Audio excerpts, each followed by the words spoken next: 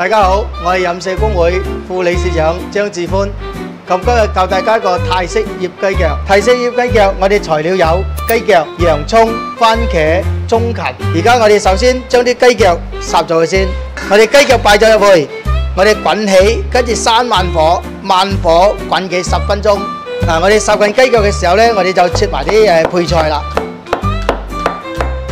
好，雞腳嘅時間就到啦，我哋咧就將佢夾起佢，擺個冰水嗰度冰一冰佢。凍咗之後咧，我哋就將佢斬開佢。咁我哋首先咧將佢嗰啲腳趾剁一剁佢。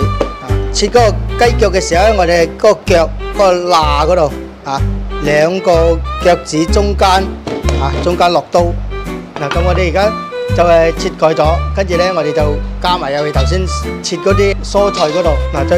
再加埋我哋嗰個酸辣汁，撈勻佢。